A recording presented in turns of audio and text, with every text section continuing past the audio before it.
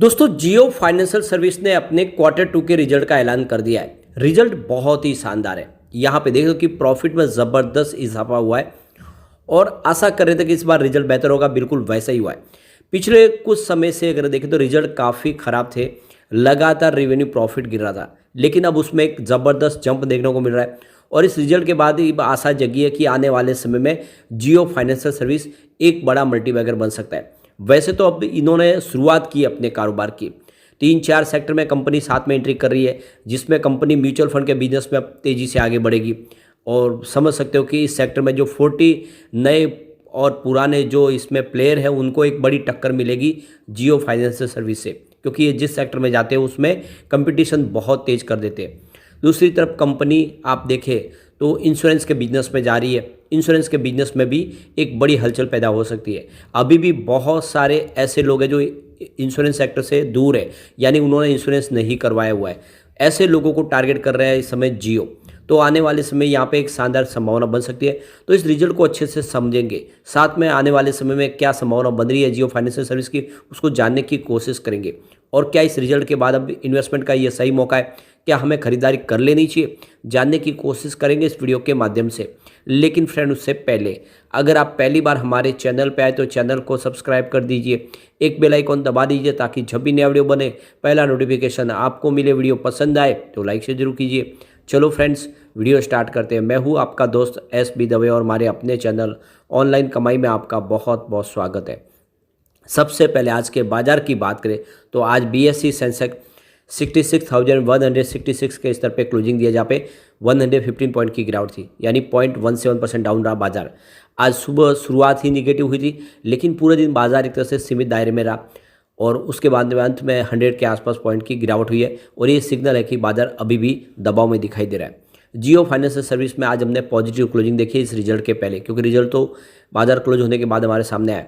तो स्टॉक की शुरुआत 224 पर हुई। शुरुआत देख सकते हो कि बिल्कुल फ्लैट हुई कल की क्लोजिंग के आसपास ही, यानी फ्राइडे की जो क्लोजिंग थी।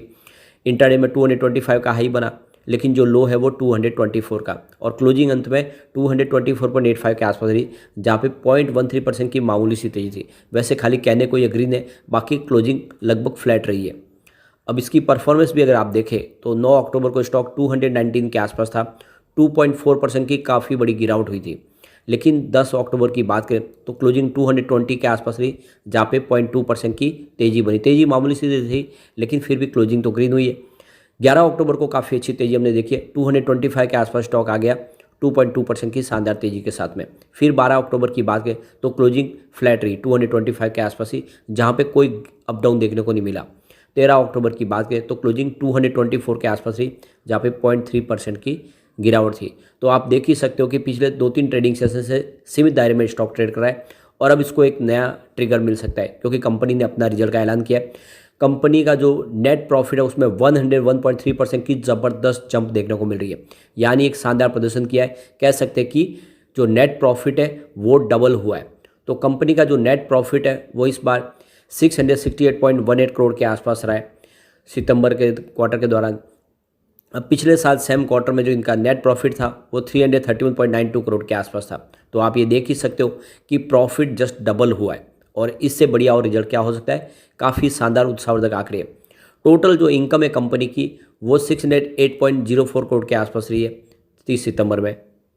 सबसे बड़ी बात है कि अगर हम क्वार्टरली प्रॉफिट देखें तो इसमें एक ज़बरदस्त जंप देखने को मिला, करीब 3.25 टाइम्स का। क्योंकि देख लो कि जो यहाँ पे क्वार्टरली प्रॉफिट है वो 270.82 करोड़ के आसपास, जबकि पिछले जून क्वार्टर में 66.98 करोड़ के आसपास था। तो इस हिसाब से देखें तो बहुत बड़ा जंप देखने को मिल रहा है। कंपनी के खर्च में भी वृद्धि हुई है 32.7% की। देख लो कि 71.43 करोड़ के आसपास टोटल खर्च रहा है, और पिछले साल सेम क्वार्टर में 53.81 करोड़ के आसपास था। तो खर्च भी बढ़ा। इसका मतलब ये कि कंपनी का बिजनेस अब पटरी पे आ चुका है, बिजनेस बढ़ने लगा है। यहाँ पे बोर्ड की तरफ से एक बड़ा फैसला और किया गया है। यहाँ पे देख सकते हो कि AR गणेश को ग्रुप चीफ टेक्नोलॉजी ऑफिसर बनाया गया है। इसकी अपॉइंटमेंट को मंजूरी दी गई है और यह 16 अक्टूबर से, यानी आज से इनका कार्यकाल शुरू हो चुका है। तो रिलायंस इंडस्ट्रीज ने अपने फाइनेंशियल बिजनेस को जियो फाइनेंशियल सर्विस को सौंप दिया है और अगस्त से इसके बिजनेस की शुरुआत हुई है। देखते हो कि इसकी जो वैल्यू, ऑपरेशन वैल्यू करीब $19 बिलियन के आसपास की है। इस डीमर्जर के बाद देखें तो जो रिलायंस के शेयर होल्डर थे उनको जियो फाइनेंशियल सर्विस के शेयर बोनस के रूप में जारी किए गए। और देख सकते हो कि जो बड़ा बयान निकल कर आया था मुकेश अंबानी जो चेयरमैन है रिलायंस के, उनका कि बहुत जल्द Jio financial service life insurance, general insurance और हेल्थ इंश्योरेंस के बिजनेस में एंट्री करने जा रहे हैं। और साथ में कंपनी डिजिटल पेमेंट और रिटेल लैंडिंग के बिजनेस में तेज़ी से आगे बढ़ेंगे। तो जैसे कि इनके पास ऑलरेडी कस्टमर बेस है, क्योंकि देख सकते हो इनके पास रिटेल सेगमेंट में इनका कामकाज है, रिलायंस रिटेल का और रिलायंस डिजिटल का। इसके अलावा देखें तो इनके पास जियो का एक टेलीकॉम नेटवर्क भी है, जिनके पास काफ़ी बड़ा इनका कस्टमर बेस है। डायरेक्ट उनसे इनका कॉन्टैक्ट है, वो चाहे तो अपने इन सेक्टर को बहुत तेज़ी से आगे बढ़ा सकते हैं और वही बिल्कुल होता हुआ दिखाई देगा आने वाले समय में। वैसे रिजल्ट इस बार बहुत बेहतर है अगर हम पिछले कुछ रिजल्ट को तुलना करें तो। देख सकते हो कि मार्च 2019 में कंपनी का सेल्स -105 करोड़ के आसपास था, जो मार्च 2020 में बढ़ के 349 करोड़ पॉजिटिव हुआ। और मार्च 2021 में इसमें कमी आई, 303 करोड़ के आसपास था इनका टोटल सेल्स, जो मार्च 2022 में घट के 149 करोड़ के आसपास रह गया। और मार्च 2023 में ये 45 करोड़ के आसपास रह गया। यानी देख ही सकते हो कि पिछले 4 सालों से लगातार सेल्स कंपनी का कम हुआ है।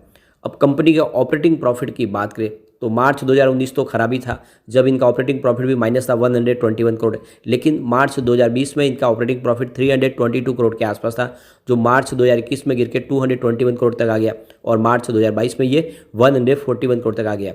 मार्च 2023 में मात्र 39 करोड़ के आसपास रह गया ऑपरेटिंग प्रॉफिट। यानी लगातार जो बिजनेस गिरा था उसमें ब्रेक लगा और बिजनेस फिर से बढ़ना शुरू हुआ है। ये इसके लिए एक बड़ा शुभ संकेत है। अब इसके नेट प्रॉफिट आफ्टर टैक्स की भी बात करें तो मार्च 2019 में कंपनी को 402 करोड़ का भारी लॉस था। मार्च 2020 में कंपनी को 230 करोड़ का शानदार प्रॉफिट हुआ। मार्च 2021 में प्रॉफिट कम होकर 123 करोड़ के आसपास आ गया। और यह प्रॉफिट देख सकते हो कि मार्च 2022 में फिर से बढ़ा और 168 करोड़ तक पहुंच गया। लेकिन मार्च 2023 कंपनी के लिए काफ़ी खराब रहा, प्रॉफिट 2 डिजिट में आ गया, मात्र 31 करोड़ का ही प्रॉफिट हुआ। तो ये आंकड़े काफ़ी निराशाजनक थे, लेकिन इस बार कंपनी ने एक शानदार बाउंस बैक दिया है। प्रॉफिट पिछले 1 साल में डबल हुआ है। ऐसे में कह सकते हैं कि यह स्टॉक आने वाले समय कमाल करेगा। वैसे अगर आप देखें तो यहाँ पे कुछ म्यूचुअल फंड ने अपनी होल्डिंग यहाँ पे ट्रिम की, और उसके पीछे वजह कि इनको रिलायंस के तहत ये शेयर मिले और वो रिलायंस में निवेश करने वाले शेयर होल्डर है जो बड़े म्यूचुअल फंड है, तो उन्होंने अपनी होल्डिंग ट्रिम की है।